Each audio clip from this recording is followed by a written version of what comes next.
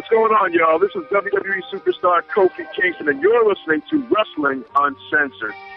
This is Santino Marella, and you're listening to Wrestling Uncensored. Hey, this is Trish Stratus, and you're listening to Wrestling Uncensored. Keep listening. Stratisfaction is guaranteed. Aw, yeah. Welcome to Wrestling Uncensored. I'm Dave Simon. He's Johnny North.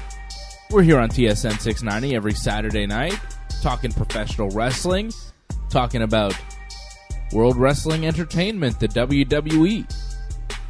WWE Hell in a Cell is coming up in just 2 short weeks. September 16th in San Antonio, Texas, the WWE doing their next big event on the network. They still call them pay-per-views, but they're network specials, really, right? I guess they're available on pay-per-view in certain markets, but I don't know why you'd want to pay $40 for a thing that can cost you, $10 or $12 by just buying the WWE Network for a month. But either way, Hell in a Cell is coming up, and we have a lot of matches announced for it. We have one match from last week, and now 5 new matches have been added to this card. We're really starting to figure out what's going to go on in a couple of weeks' time. 2 more episodes of Raw and Smackdown to build this thing.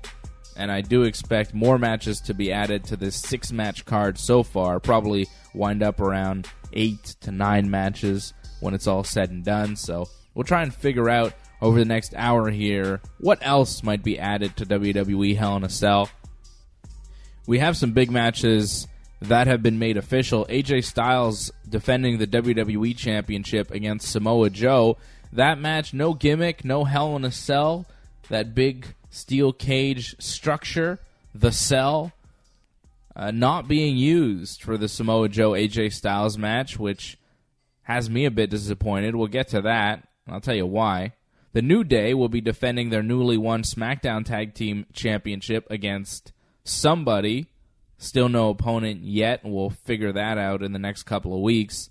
As The Bar won a qualifying match, they may or may not be New Day's opponent. You have Roman Reigns defending his newly won WWE Universal Championship. Of course, Roman took that title a couple of weeks ago from Brock Lesnar, sending him packing to the UFC. Roman defending that title inside that Hell in a Cell against Braun Strowman, who will be cashing in his Money in the Bank briefcase to face off against Roman Reigns. This is a big-time match for the WWE, and I think this is the main event of Hell in a Cell. Ronda Rousey, former UFC Bantamweight champion, now the Raw Women's Champion. She'll be defending in a rematch against the former champ Alexa Bliss. And Jeff Hardy versus Randy Orton will be one-on-one inside that Hell in a Cell structure. The big old steel cage being brought down over Jeff Hardy's head for the very first time.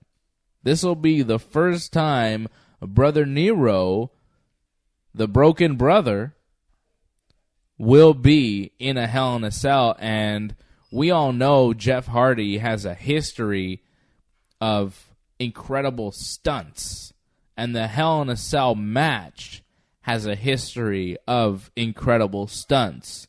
So when you put Jeff Hardy with that Hell in a Cell match, I think you'd expect some stunts. Well, you're expecting Jeff to do something crazy off the top of the Hell in a Cell. And I think that's why it's not AJ Styles, Samoa Joe, and Hell in a Cell, because I don't think that's really expected from them. But Jeff Hardy, you expect something crazy. And not only crazy, because we've seen jumps off Hell in a Cell before, but Jeff Hardy, you expect it's going to be probably even bigger and better than before. Yeah, Jeff Hardy is perhaps the greatest daredevil the pro wrestling business has ever seen. I'd say he and Mick Foley are right up there with the 2 craziest bumpers that the WWE has ever seen, at the very least. I mean, of course, you've seen some crazy stuff in the world of professional wrestling, Spike Dudley took some pretty vicious beatings. He did, yes. But the stunts and the heights that Jeff Hardy will jump off of to land on his opponents, I think he's really by himself in that respect. I can't think of anybody else in the history of the WWE that has jumped off from such heights so many times like Jeff Hardy. There's nobody else. He is peerless in that respect. I mean, we've seen guys take big falls. You know, Mick Foley's famous falls off the Hell in a Cell. Kevin Owens just had some big falls recently, you know, at TLC or Money in the Bank, I guess, falling off that ladder. And then the steel cage match that he had recently against Braun Strowman took some big falls, right? Shane McMahon has taken some big falls. Yep. But Jeff Hardy has done some pretty crazy stuff, you know, ladder matches. He is the godfather of TLC. He and his brother Matt, Edge and Christian, the Dudleys, they were all big parts of TLC. But if you take Jeff Hardy out of that, I don't know if you still have that same legacy for those matches even. And we're talking about great performers. Like Edge did some crazy stuff in those matches. But who did he spear off the ladder? You know when that famous thing when the guy's dangling and Edge jumps off the ladder and spears him down? Who's he spearing? He's Jeff. It's Jeff. Because Jeff is the daredevil. Jeff is the crazy one. The charismatic enigma. There's only one Jeff Hardy. There's only one. This guy, maybe the craziest guy the WWE's ever had. Like, as far as jumping off unbelievable heights and landing these crazy falls and taking crazy falls. I don't know if there's ever been another like Jeff Hardy. And, you know, I wanted to see AJ Styles and Samoa Joe wrestle in a Hell in a Cell because we've seen AJ Styles and Samoa Joe wrestle around the world. But the only place they could wrestle inside a Hell in a Cell would be the WWE. So if you want to have a special match with AJ and Joe, well, don't just put them in any old wrestling match that you could have in TNA or wherever. Put them in a Hell in a Cell that only the WWE can bring you. I wanted to see that. This feud, this hatred between these two demands that. But if we're only going to have one cell match from SmackDown and one cell match from Raw, I understand why SmackDown has chosen Jeff Hardy and Randy Orton because of the legacy of Jeff Hardy, because of the possibilities with Jeff Hardy. And, hey, if Jeff Hardy wants it, if Jeff Hardy's never been inside a Hell in a Cell and it's something he wants to do, by all means, give it to him. The man deserves it. Well, it's what people want to see the most. People want to see Jeff Hardy in this kind of situation. And it's kind of a once-in-a-lifetime opportunity in a sense where Jeff might not be around next year for Hell in a Cell. It always feels like this might be Jeff Hardy's last match, and it's very possible this Hell in a Cell match could be his last, and that's also what makes it so exciting, is that this might be the end of Jeff Hardy. By the way, happy birthday to Jeff Hardy. Yesterday, August 31st, was his birthday, turning 41 years old. And what you say, like Jeff Hardy, any match you feel like could be his last match. He's 41 years old. He's been doing this since the mid-90s. It's crazy. And at this pace. And I remember people saying, you know, in the late 90s when Jeff was really breaking out and the Hardy Boys were breaking out into big stars, people were saying, this guy cannot last. There is no way that you can have a long wrestling career wrestling this style like Jeff Hardy. Well, he burnt out a bit, too, in the early 2000s. He took time off from WWE. Well, he had drug problems. I don't think that was due to injuries. Well, maybe the drugs were to mask the pain. But he never really stopped wrestling. He's left the WWE. He went to TNA. But it's not like he toned it down when he was in Florida. No, but more relaxed schedule. He's not wrestling every week, like 3 to 4 times. It helped him. Okay. But he's still done some crazy stuff. And I like this feud with Randy Orton. He and Randy Orton have a past.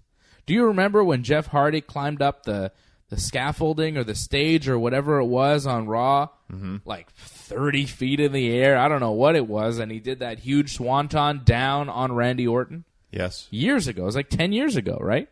It feels like it, yeah. It might be actually 10 years. But that may have been the biggest dive, height-wise, that anyone has ever executed in the history of the company. Can you remember anybody else falling from that great a height? Just Shane, that's it. When? Backlash he did to the Big Show. And he landed it, too, the elbow drop.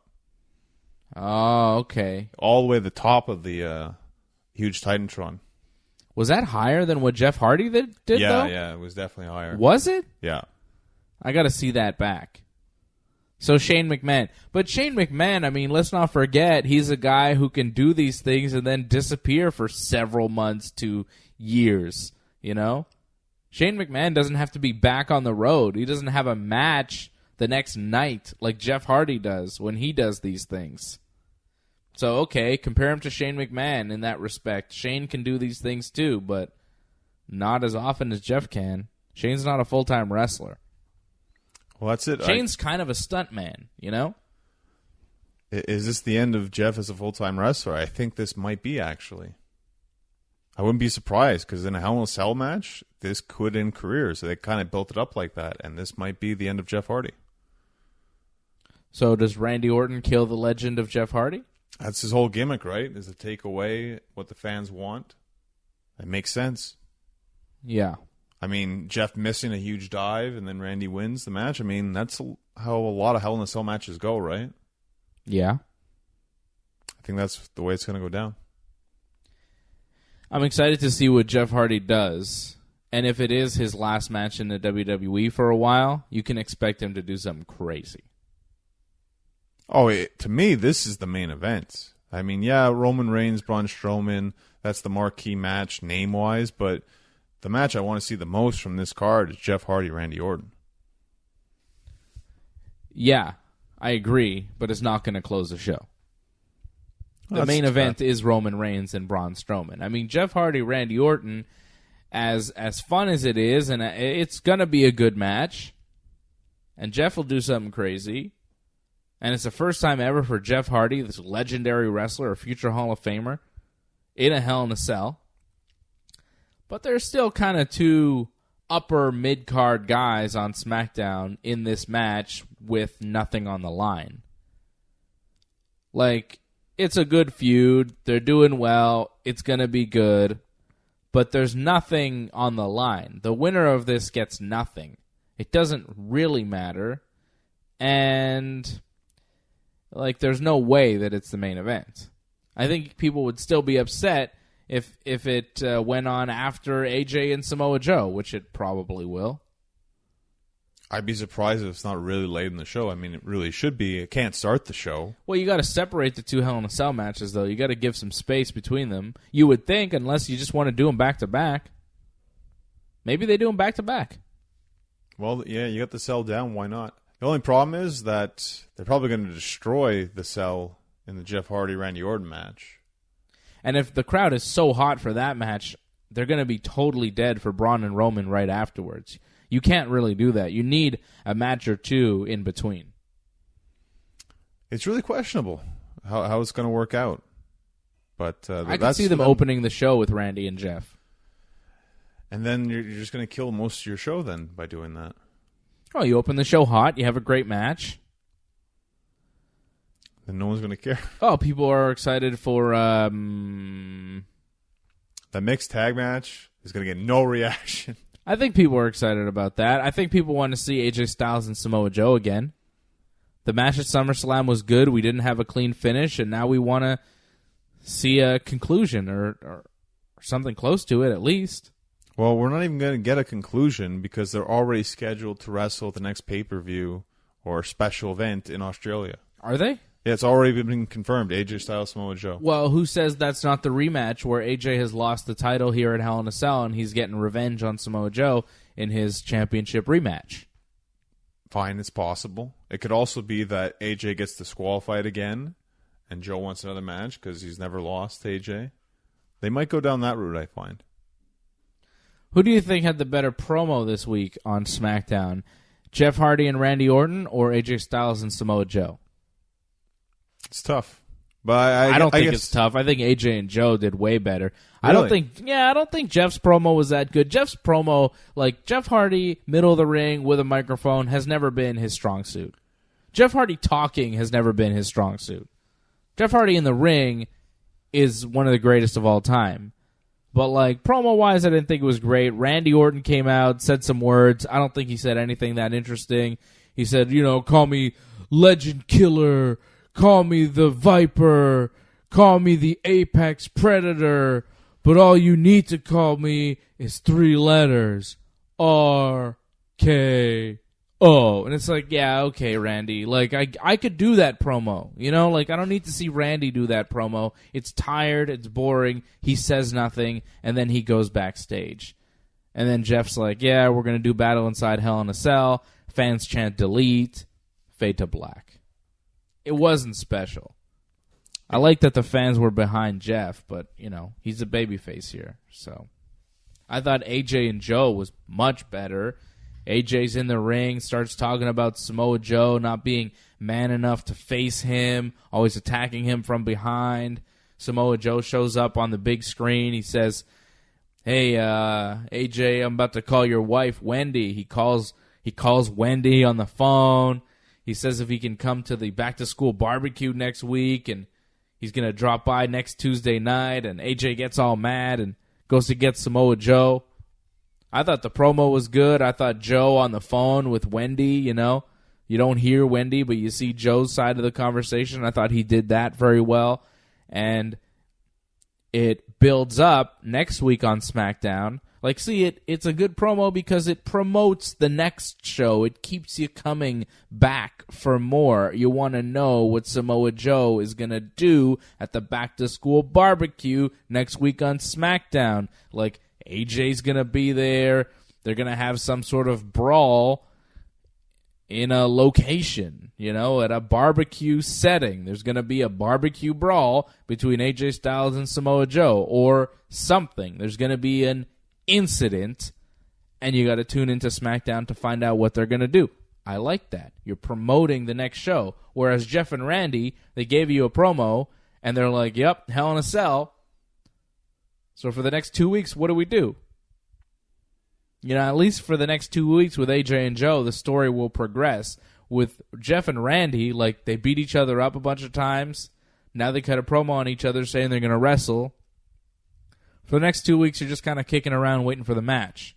Whereas Joe and AJ, you're going to see entertaining progression of their story over the next 2 weeks. Yeah, so I enjoyed that more, I get that. Yeah, it makes sense that the story progressed a lot better for AJ and Joe, but the crowd reaction for Jeff Hardy was incredible. Yeah. And that announcement... AJ gets a pretty good reaction, too. Yeah, it was still good, but the thing is, they had that major announcement about Hell in a Cell. That's groundbreaking. That's huge. Yeah, AJ, that was big. AJ and Joe, I mean, it's good to continue the story. I'm interested, but I'm not, like, blown away. I'm like, okay, cool. I want to see what happens next. But with Jeff Hardy, it's like, that was a major announcement. Yeah, but I kind of feel like with the Jeff Hardy, Randy Orton thing, it's like, okay, end of this chapter. We'll see you at Hell in a Cell. It's like, all right, here's the match. We have made it official. We'll see you later. With AJ and Joe, it's like, hey, we'll see you next week. Well, I feel with Jeff, we're going to see more of an extreme side of him now, where he's going to show that he's going to do some crazy stuff, and he's going to get us ready for that. Where Randy, I think Randy's going to just brag about how he's had amazing success inside Hell in a Cell, and he doesn't need to be the daredevil because he just wins all the time. Does he win in Hell in a Cell a lot? Do you know his record? I believe he's only really lost to Undertaker and Mark Henry. I think he's won all his other matches inside Hell in a Cell. Really? We could actually find out. So there have been 40... Well, this will be actually the 39th and 40th Hell in a Cell matches in the history of the WWE.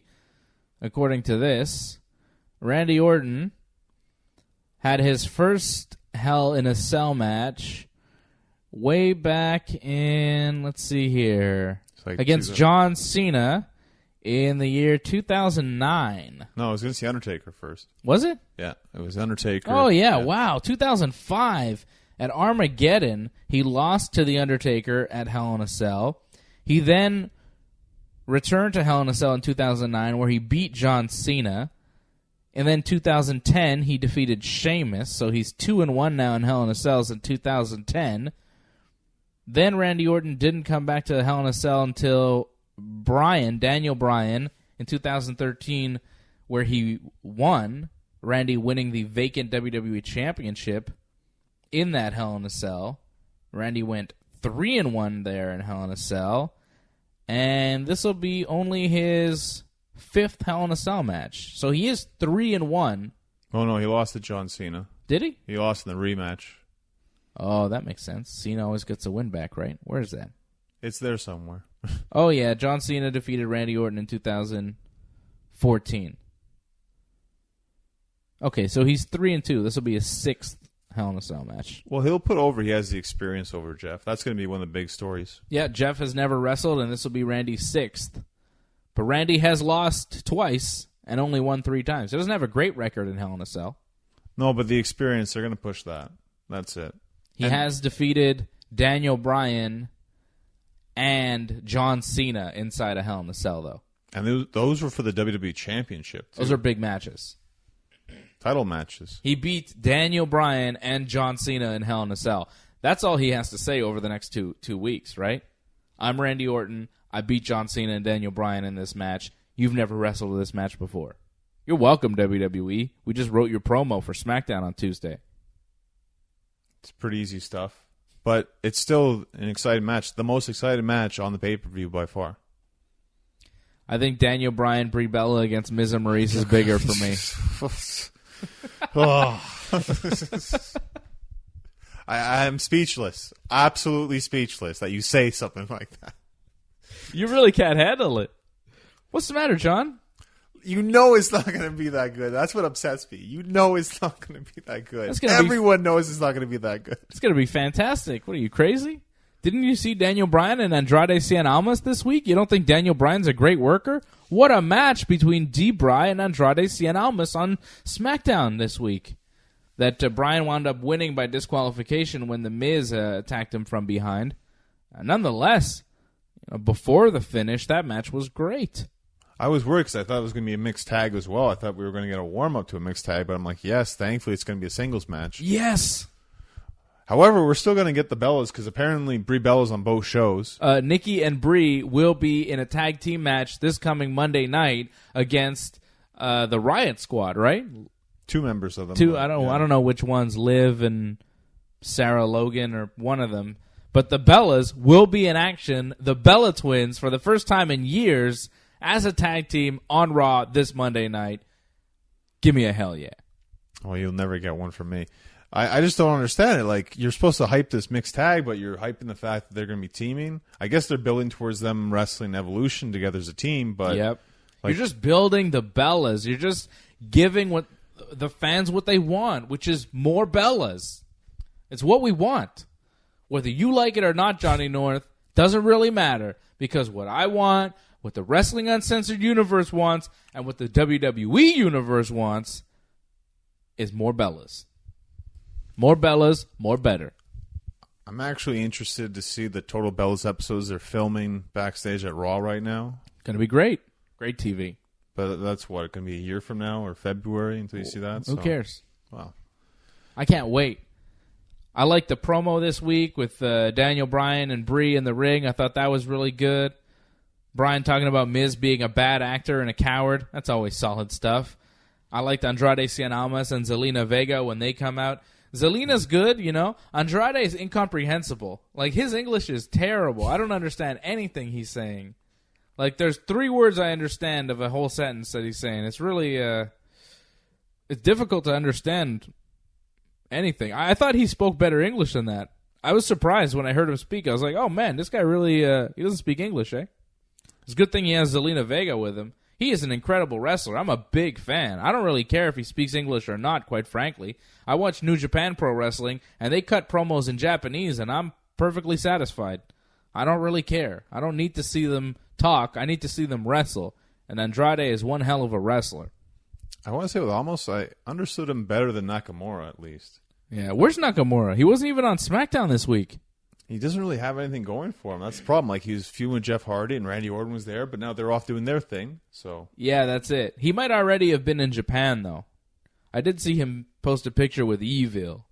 He's in Japan. Cool. You know, everything is evil, you know? It's awesome. You know what I'm talking about? Because WWE's in Japan this weekend. Japan and China. They're doing a little Asia trip. So I think they probably brought Nakamura there with them. Well, that'd be smart. Of course. Yeah. Why not? So I think Shinsuke might have been in Asia. This is the problem, too, with the joint pay-per-views. Not everyone's going to make it, so... Not even the United States champion, Shinsuke Nakamura. He has got nothing going for him. Is there a chance that he wrestles at Hell in a Cell, or are they going to leave him off the card entirely? It's always a chance when you're champion, but I wouldn't be surprised. It feels like Raw mainly gets most of the matches. All the pay-per-views now. I don't need that. Raw sucks. Well, like, who would you rather watch wrestle? Shinsuke Nakamura or Baron Corbin? Obviously Nakamura, but Corbin, as you can see, week in, week out, he's getting more TV time, and he's more important. No, he's getting a lot of TV time. I don't know why. He's not good in any way. Like, he's not entertaining. I guess he's just kind of getting the message across of, like, I'm booking this match. Here's a match. He's playing the general manager role, but, like, wow. There's a lot of Baron Corbin on Monday Night Raw. Well, if it leads to a match with Kurt Angle, which it seems like it might, that's not bad. Ugh. I actually want to see Kurt actually in more of a singles kind of role, because I thought he did better when he was in the Rumble compared to being like in these tag roles where you don't really get to see Kurt at his best. I don't need to see Kurt Angle come back to wrestle Baron Corbin. Like, that's beneath him. No, you need to give him a strong win. He needs something like that. He doesn't need to come back. He doesn't need that. He's already Kurt Angle. Well, he's got to come back, right? Him and Ronda Rousey beat Triple H and Stephanie McMahon at WrestleMania, and that was Kurt's last match. That was a big win. That wasn't his last. He was in the Rumble afterwards. Was he? Yeah, in Saudi Arabia. Oh, the greatest Rumble. Yeah, whatever.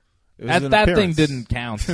That thing barely counted. The only thing anybody remembers from that is Titus falling. That's the only thing anybody remembers. Nobody even remembers who won that thing. It was Braun. Yeah, I know it was Braun. We both remember, but most people don't. Well, Kurt's going to wrestle again. You got to get ready for that. Really? Yeah. Like, if he just disappeared like that, something's brewing here. It feels like him and Corbin, they're going to have a match, I think. Maybe for control of Raw. I don't need to see that. Not at all. Why, can I just ask you, why do the Iconics keep beating Naomi? Last week, Peyton Royce. This week is Billie Kay. What's happening here? I think they're building them up to face the Bellas at Evolution. Really? It makes sense. Like, to me, if I see any team wrestle the Bellas, it would be the Iconics. That makes sense. I mean, if they're going to wrestle the Riot Squad, all right, too. I mean, are there any other tag teams? I mean, Absolution, do you really care if they wrestle the Bellas? Not so much. But the Iconics, I'm like, yeah, I could see that, because to me it feels like the Iconics are the up-and-coming Bellas. Yeah. Not as over, obviously, but I could see that. They have a similar style. They're very egotistical. In their gimmick. Yes. Charlotte Flair, speaking of egos, right? The Queen. She's a good person, though. Oh, is she? About? Is she? Apparently. I don't know. WWE's trying to push her as the babyface in this whole thing. She wrestled Carmella on SmackDown, defending her SmackDown Women's title in the rematch, making Carmella tap out to the figure 8 submission. And then Becky Lynch attacked Charlotte after the match. And then she said, I'm taking the title back. Or, sorry, I got to do the impression for Wally. I'm Becky Lynch, and I'm taking the title back from Charlotte Flair at Hell in a Cell. That's what she said. So she's going to take the title back. That's my Irish accent. It's not bad. I'm working on it. Okay, John? All right. Work in progress. I'm Becky Lynch. You do it. As long as you don't insult everyone in Ireland, it's I think fine. They're good with it. Wally's our Irish connection out there, and he likes the Becky Lynch impression. He told me, he wrote to me on Twitter, at Dave Simon MMA, that he loves the Becky Lynch impression. He wants more Irish accents on the show. I think it's funny for him to hear us doing an Irish accent. I think we should hear your impression too, John. I think for the safety of our show, that we'll not do that. For the safety of me show, we're not going to do that. How do you like it? How do you like it? Come on. It's not bad. Nobody's offended. Not yet. All right.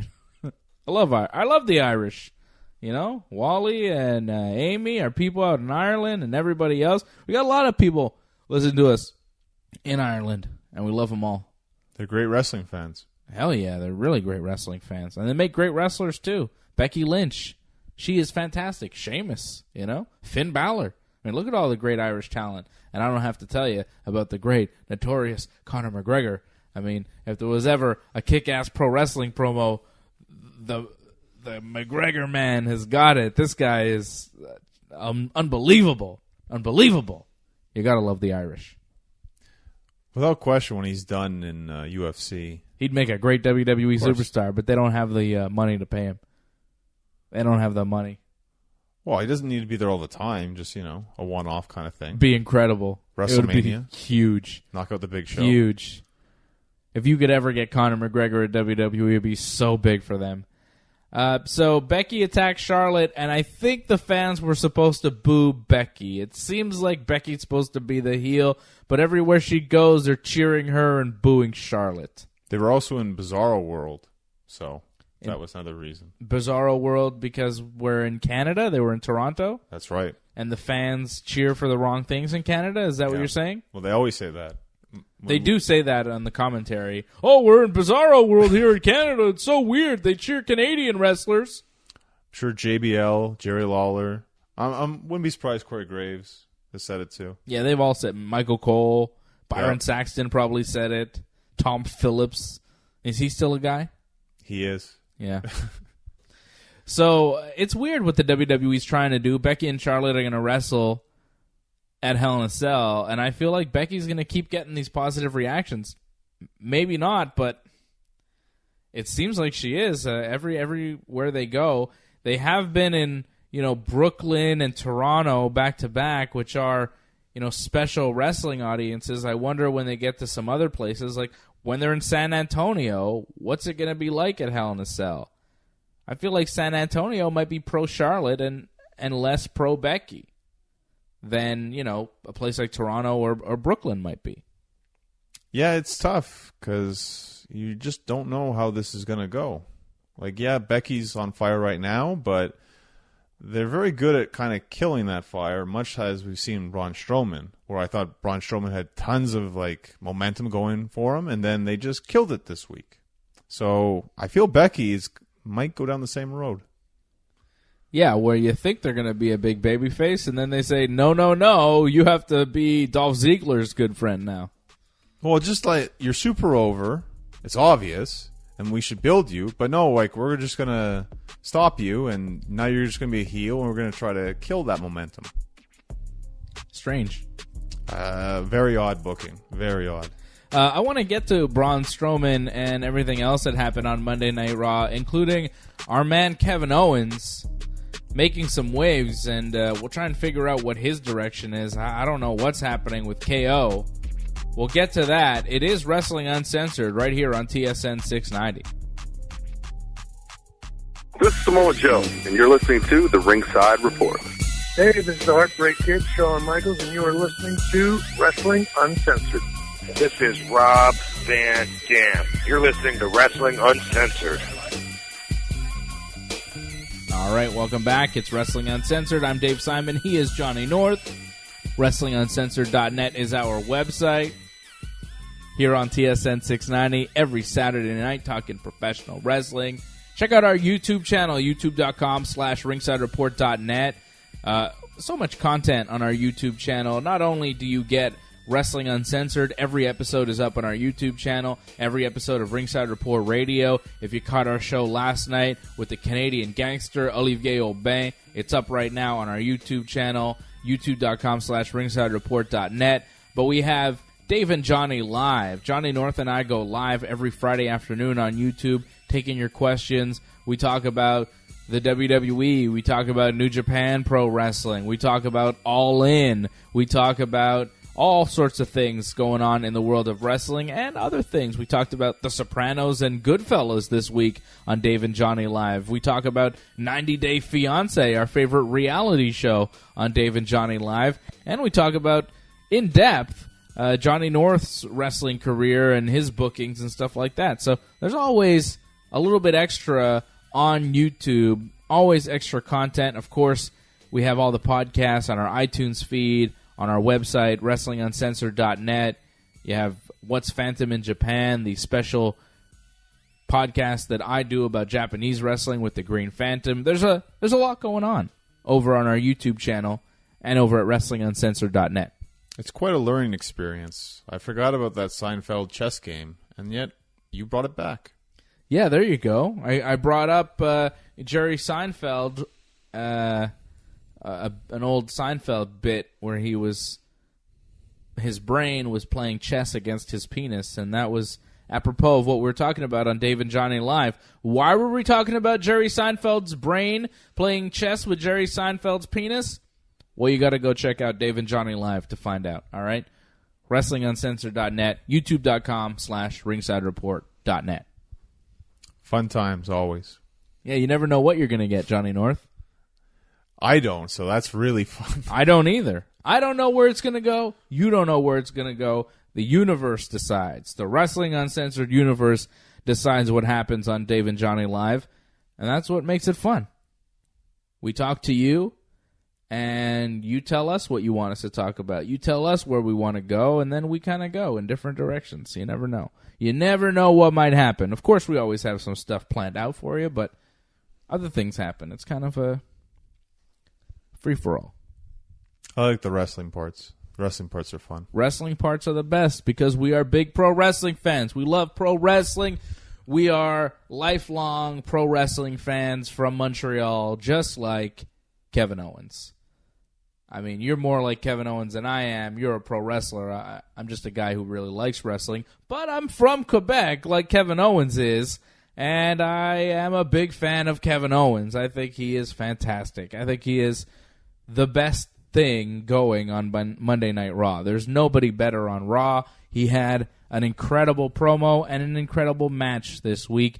Seth Rollins shows up talking about doing an Intercontinental title open challenge. Kevin Owens arrives to a huge ovation. The fans in Toronto were very much into Kevin Owens until he turned on them, which was really good. He said, Seth Rollins, I would have won at SummerSlam like you did. You had your best friend Dean Ambrose in your corner. If I had Sami Zayn, I would have won at SummerSlam. I would have beaten Braun Strowman, and I would be the Universal Champion right now, which I thought was a good line and a great shout-out to Kevin Owens. And then he said, now I'm going to become the Intercontinental Champion, and we're right here in Toronto, Ontario, Canada, and I couldn't think of a better place. Oh, actually, I could easily think of a better place. It's called Montreal, Quebec, Canada, and the fans start booing. They're booing Kevin Owens. And then Kevin just flips it, and he speaks in French, and if you don't speak French, you don't understand what he said. He said, oh, now you're mad? Now you're not happy? Well, I don't care because you already bought the new T-shirt anyway. And then he goes to Seth, oh, you didn't understand any of that, but that doesn't matter because I'm about to take the Intercontinental title from you. Great promo from Kevin Owens. And I actually took a little video of that promo, and I posted it on my Twitter feed at Dave Simon MMA, the bit where he's talking about Montreal. It got a lot of play. A lot of people were liking and retweeting. A lot of people excited about that Kevin Owens video, and I can understand why. I'm a Montreal wrestling guy. Kevin Owens is a Montreal wrestling guy shouting out our great city and dissing Toronto, which Montreal people always enjoy, right? So great promo from Kevin Owens. If you didn't see that little bit, go check it out. The video's up on my YouTube or on my Twitter feed, rather, at Dave Simon MMA. Kevin Owens doing us proud Montrealer. Had a kick-ass match with Seth Rollins that he unfortunately did not win. Lost via pinfall after the curb stomp from the Intercontinental Champ. Yeah, that's the sad part. You say he is the best thing going on Raw, but now it seems like he's not even on Raw because he quit. Yeah, Kevin Owens, after they come back from commercial, he's sitting in the ring with a microphone. You think he's going to say something, big promo. Just says, I quit, and walked away. What's going on? Like, people have been asking me all week, what's going on with Kevin Owens? Did he quit? Like, is that real? I don't think it's real, okay? It's not real. He didn't really quit the WWE. He just signed a new 5-year contract. Like, he didn't quit. Right. But what is going on? People assume that he's just going to leave Raw and go to SmackDown. But, like, yeah? Is that it? What about his association with Baron Corbin? I thought Baron Corbin was his boy. I thought, like, Corbin was trying to help him out and give him all the good matches on Raw. Like, that's not happening anymore? What's going on here with Kevin Owens? It does seem like he might be going to SmackDown, unfortunately. It also feels like maybe they're going towards the direction of him turning face, because it feels like they've done everything they can with him, unfortunately, now. And now they have to go in a new direction. That's what it seems like. When you do these I quit angles, usually you're a different direction. Maybe it's SmackDown. Maybe it's staying on Raw. But I think a face turn. A babyface turn wouldn't be a bad idea. But it's kind of a crowded scene on Raw. Do you want to be a babyface on Raw? Like, I think Kevin Owens would make a great babyface. I've said it before. I think he could be the second coming of Stone Cold Steve Austin. The guy is a great anti-hero. He's a babyface with attitude. You know, he cuts a great promo. He wrestles a great match. He is phenomenal. I'm a huge fan of Kevin Owens. I think he could be the top babyface on Raw, but the WWE isn't designed for Kevin Owens to be the top babyface on Raw. That's Roman Reigns' spot, and that was solidified this week by having Braun Strowman turn heel and join Dolph Ziggler and Drew McIntyre. You know, that shows you that, like, no. They're not making Braun a babyface to go up against Roman. They are turning him heel because they're firmly in the belief that Roman is their top babyface. And if Roman's your top babyface, you're not getting past that if you're Kevin Owens, especially considering you've got Seth and Dean and even Finn Balor right behind him as the other top babyfaces on Raw. So if Kevin Owens flips to babyface now, he's like the 5th babyface on Raw, which isn't a great spot to be in. It leaves you feuding with, Jinder Mahal and Baron Corbin. You get the scraps. That's why SmackDown would be a better fit. You have a heel champion in Nakamura that he could feud with. There's also different guys there in Almost that he could wrestle. SmackDown would work better. I mean, he doesn't have the issue with Paige. He had the issue with Shane McMahon, and Shane's not there anymore, so I could see that. SmackDown is the better show. The better wrestling talent is there. And Kevin Owens would have the ability to have some incredible matches with some incredible talent. Samoa Joe, Nakamura, Jeff Hardy if he sticks around. Randy Orton, I think, would be a lot of fun. Daniel Bryan. Did I mention Daniel Bryan? AJ Styles. There's a lot of talent on SmackDown. All the top talent is really on that show. But, man, you lose Kevin Owens off Raw. Imagine how bad Raw becomes. You have no more Kevin Owens. Like, Kevin Owens, for me, is the highlight of Raw every single week. There's no better guy than Kevin Owens. I've said it time and time again. He's the best thing going on Raw. If they lose that, Raw becomes even worse, and already it is just terrible. Problem is SmackDown was good this week. I enjoyed SmackDown. I enjoy SmackDown pretty much every week. I cannot remember the last time I enjoyed Raw. Thing is, the Shield dominates Raw now. Yeah. So that's the problem. Yeah, of course it's a problem. They don't think it's a problem. Oh no, they want the Shield as their top guys. Yeah, I know. What's up with that? What is up with that? And now the Shield has a brand new feud, right? They've got a perfect 3-man group to feud with because at the end of Monday Night Raw, we had Braun Strowman. He says, okay, Raw starts off with Roman Reigns cutting a little promo, and Strowman shows up, and he's like, look, I'm not going to cash in right now because the Shield's going to interfere, so I'm going to cash in at Hell in a Cell, one-on-one. And then they shake hands. And then Ziggler and McIntyre show up, and they're like, hey, we want a tag team match. So Baron Corbin's like, cool, you're in a tag team match. So then it's Braun Strowman and Roman Reigns, who you think are going to be just like friends or keeping it cool and beating up the heels until it's time for them to face off at Hell in a Cell. But no, they flip it, which I think is good. I like that they they changed it up because it seemed very like, okay, Braun and Roman are going to beat Ziggler and McIntyre here, and then they're going to attack each other at the end of Raw, and that'll be it. Or they'll have a face-off, and then that'll be it, right? That's what it felt like. But then Roman takes the heat, takes the beating, right, from Ziggler and McIntyre. And then Braun gets tagged in, and he just watches Roman get beat up a little bit more. And then Braun steps into the ring, and he starts beating up Roman with Drew and Dolph Ziggler. So Braun, joins up with Drew and Dolph are selling it like, we don't know if he's on our side. Like, is he just kind of on his own? Is he going to attack us next? Like, we don't know what's going on here. And then Dean Ambrose shows up, tries to help. He gets beat up. Seth Rollins shows up, tries to help. He gets beat up. And then Braun grabs Drew and Dolph's arms and raises them up, and they pose together in the middle of the ring to close the show, to show you at the end, like, no, this is a group. Like, these guys are together. Braun Strowman's not this crazy guy who's going to attack everybody. He's a heel now. He is a bad guy, and Roman is the good guy because Roman got teamed up on by his own partner. Can you believe what they did to Roman Reigns? What a good, sympathetic guy. What an evil jerk this Braun Strowman is. That's what they're trying to do, but I think a lot of the people were, happy that Braun did what he did.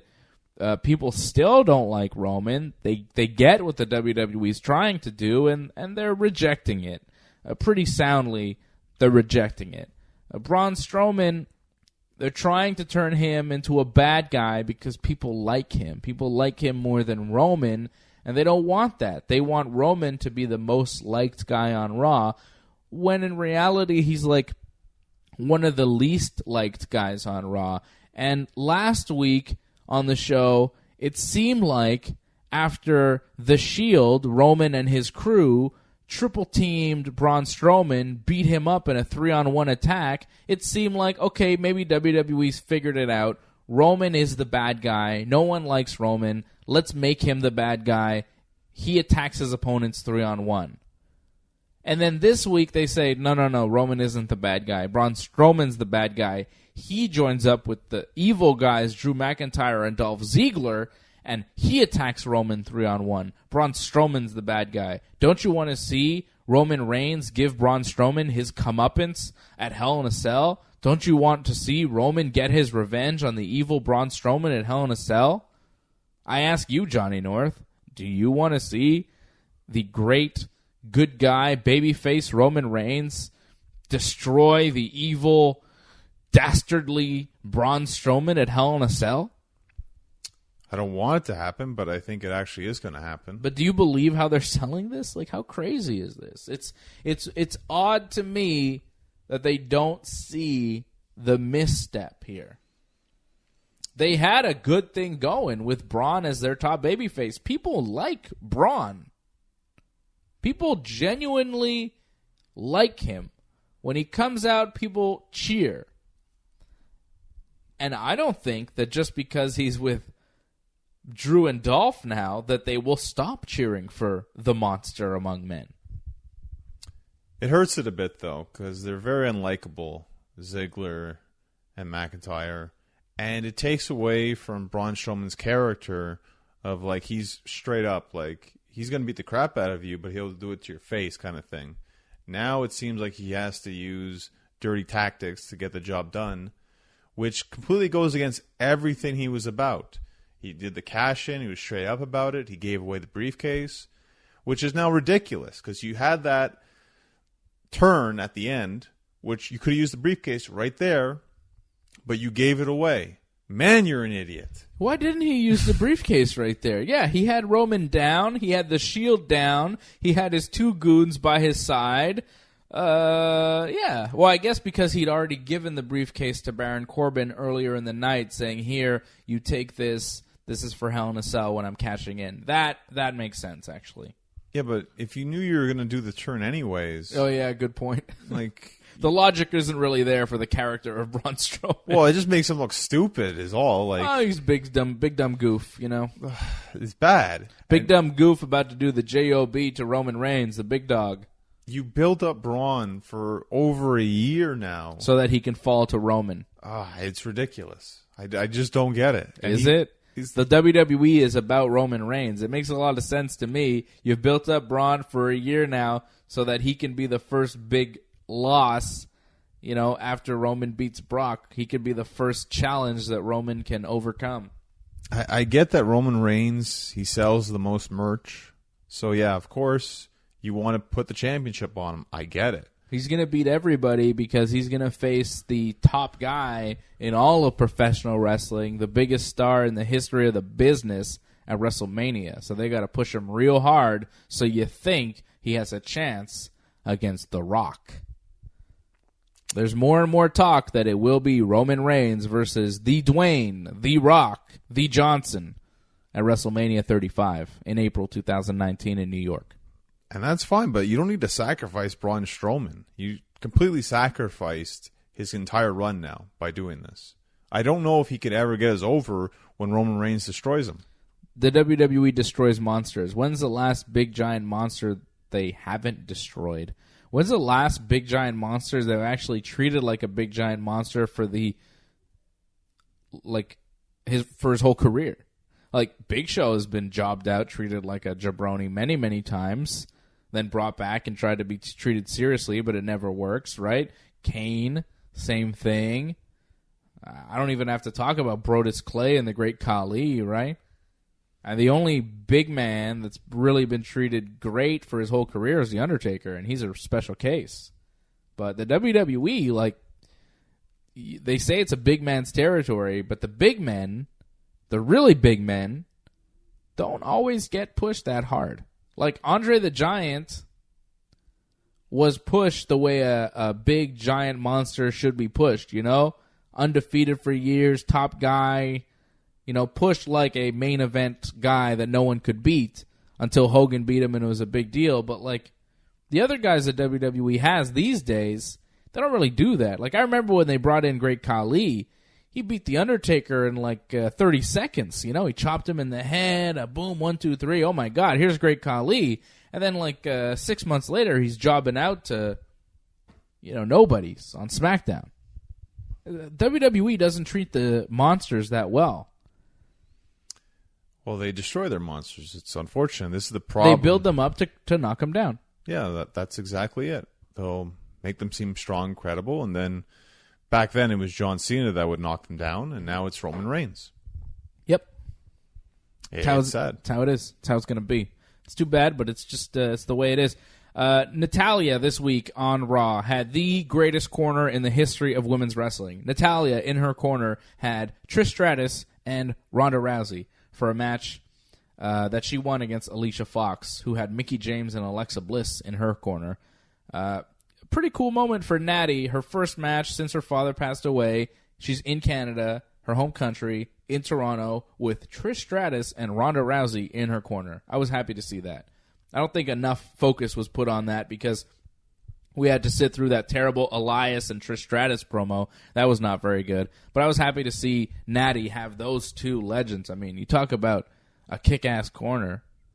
George St. Pierre had for his fight with Michael Bisping, he had John Danaher, Faraz Zahabi, and Freddie Roach in his corner. That was a pretty all-star corner for MMA, but you talk about pro wrestling, this is even bigger. Trish and Ronda in your corner for a match? It's huge. Well, it's also a match that wasn't really very exciting. It's Alicia Fox. I mean, yeah, that's nice, Natty, that you pretty much destroyed the lowest person on the roster practically. Yeah, well, it's a cool moment to celebrate, though, in the ring with Trish and Ronda, just to have that moment. In Toronto?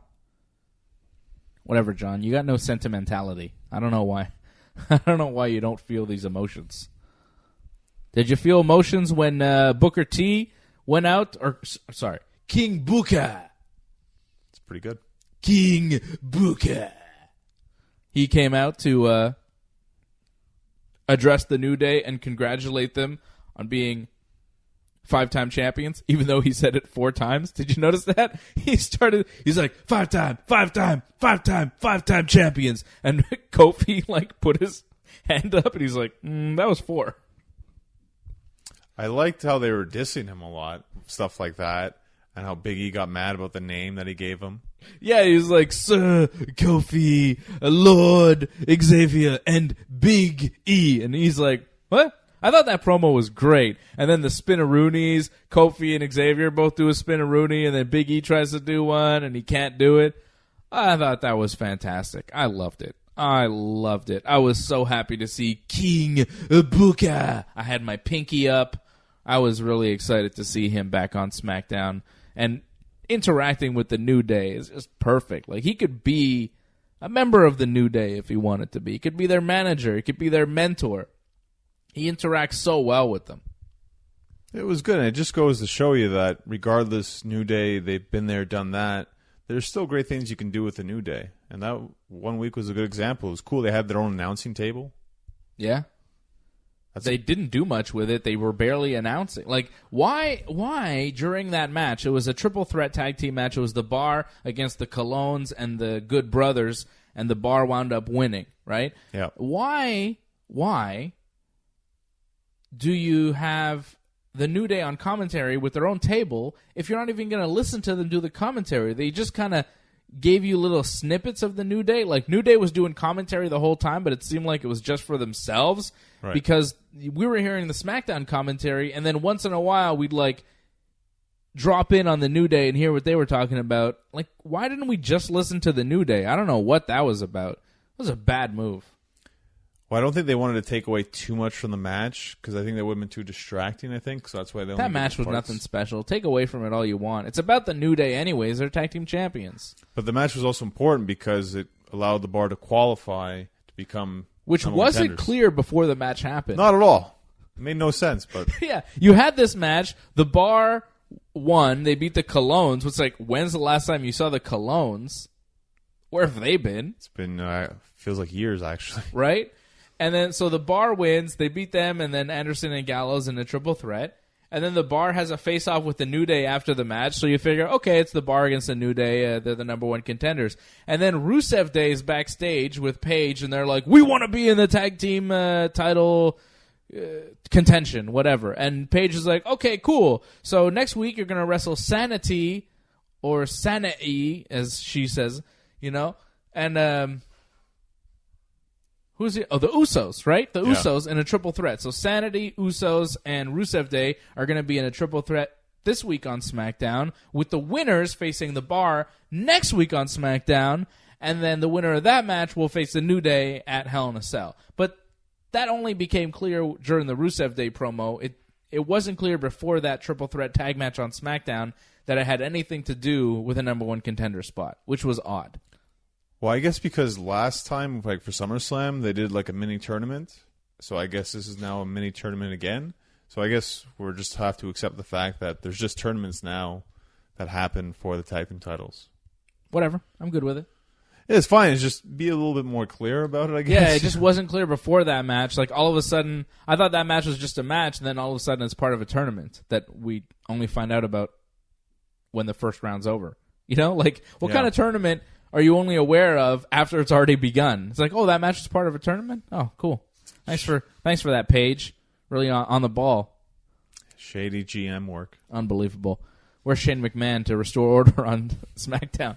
Okay, so we have Braun Strowman, Roman Reigns official for Hell in a Cell. Randy Orton, Jeff Hardy official for Hell in a Cell. AJ Styles and Samoa Joe. Ronda Rousey will wrestle Alexa Bliss. That match is official for Hell in a Cell. I'm happy we see Ronda there. And Kevin Owens, we still don't know what's going on with him. We still don't know. Well, he'll come back. I mean, he's not gone. He's just in the storyline. You think maybe he just takes time off now? Maybe he's just off for a bit. No, I don't think so. You kind of need him. Will he be on Raw Monday night? I think there's a strong possibility that could happen. Or something towards, like, addressing his situation. You know who will be on Raw Monday night? The Heartbreak Kid, HB Shizzle himself, Shawn Michaels, to talk about the Triple H Undertaker match, I'm guessing. Which is odd, the promotion of that match. It really feels like it's a part of, like, it's separate from everything. It is. That WWE's doing, but they're featuring it on Raw for some reason. It just feels like commercials on Raw airing. And those little promos with the, you know, different legends on their cell phones talking about the match, it wasn't very good. Felt cheap. Well, I think the Shawn Michaels promo is going to be kind of cheap, too. I mean, you've seen it before. Yeah, how many times do you have to hear Shawn Michaels talk about Triple H and The Undertaker wrestling each other? We've been there many times already. It's like every time they wrestle each other, Shawn Michaels has to get involved. We know how you feel, Shawn. You ref their last match. We get it, dude. But, of course, Triple H and Undertaker are going to wrestle each other in Australia in October at that big event that they have planned. So Shawn Michaels is going to be on Raw to continue promoting that thing. Well, that's fun. I mean, people that haven't seen Shawn Michaels in a while get to see him again. Isn't that good? Is there any chance that this not only sets up Shawn... Well, I don't think he's going to do anything in Australia, but like he's going to promote the match, right? But do you think this sets up anything for Shawn at Hell in a Cell? Not a wrestling match, but maybe a special ref spot, something, because it is in his hometown of San Antonio, Texas, right? I mean, it's in Shawn's hometown. Here's the thing. Next pay-per-view is in his hometown. He's showing up on Raw 2 weeks before the show. Everybody expects he's there to promote Triple H and Undertaker, which he is, but like, really? Nothing about Hell in a Cell? It's in your hometown? You're not going to be involved in any way? You're on Raw 2 weeks before? It's kind of weird. You know, you would think they might throw something in there, too. How about Shawn Michaels as a special guest referee for Braun Strowman, Roman Reigns inside Hell in a Cell? I feel like if Shawn is a special ref, it makes the match way more big, way more interesting. I don't know why. I think it's just because he's Shawn Michaels. It's an added extra element to it. That's what I would do. I would try and get Shawn to be the special ref for Braun and Roman in the Cell. Shawn's been in the Cell many times. He's the originator of the Cell. He was in the first ever Cell with Undertaker. Okay. I still find it's just odd to put him in there just out of nowhere. He doesn't really fit in the storyline. I don't think you need Shawn Michaels in this situation. I mean, it's cool for him to show up. He'll show up anyways, I think. He'll probably be on the pre-show panel. I don't think you need Shawn Michaels on the show to help sell the show. Doesn't hurt, though. It's just odd. I don't find he fits in this whole Shield Braun Strowman feud. I mean, maybe he would fit in Jeff Hardy, Randy Orton, actually, because he's had history with both those guys. But Reigns and Strowman, it's odd. Yeah, no, it doesn't really fit, but I just think it would be cool if they did it. Just throw it in. Shawn Michaels is a special guest. Special guest ref. Why not? Nah, less Shawn Michaels is always good, in my opinion. He's had his time. Let's move on. Less Shawn Michaels. He's had his time. Let's move on. Oh, yeah, I forgot. You don't like Shawn Michaels. The Revival set to challenge the B Team for the Raw Tag Team titles this coming Monday night on Raw. You think the titles change hands here? It's not possible. Why not? Do you want to see the Revival wrestle the B Team again? I think that's the bigger question. I sure don't. But you're going to get it. Well, yeah, I know. It's official. The match is happening. I do not need to see it. You know what else I don't need to see? Baron Corbin wrestle Finn Balor ever again. Finn beat Baron when Baron used a chair, and then Baron was like, yeah, this is now a no DQ match, and he hit his finisher, and he kind of beat him. So, like, that feud's not over, which is horrible, because no one needs to see that ever again. Well, they don't have anything else going for those guys. I know. So, that's why there's just this endless feud. It is endless. Johnny North, your next match. This show, unfortunately, Wrestling Uncensored, not endless. We have to end it. So when can people see you in the ring? It's going to be September 16th, bell time 2 p.m., Drew Onyx's Torch Chamber, 4325 Industrial Boulevard. I'm in a tag team match, teaming with Don Belanger against Alex North and Spike. Follow Johnny North on Twitter at North Genesis. Follow him on Instagram at Genesis Johnny North. Follow me on Twitter and Instagram. Same handle, very easy. Dave Simon MMA. You like it easy, it's fine. Yeah, I keep it easy for everybody. I don't want to complicate people's lives, Johnny North. Complication's fun. If you say so. WrestlingUncensored.net is our website. You can check out every single episode of Wrestling Uncensored. Ringside Report Radio, What's Fandom in Japan, Dave and Johnny Live, everything that we do over at WrestlingUncensored.net, on our YouTube channel as well, youtube.com/ringsidereport.net with the .net spelled out, D-O-T-N-E-T, youtube.com/ringsidereport.net. A big thanks to Marco and Jimmy for helping us out back at TSN 690, and a big thanks to you for listening For Johnny North, I am Dave Simon, and this has been Wrestling Uncensored. Yeah, yeah. Yeah.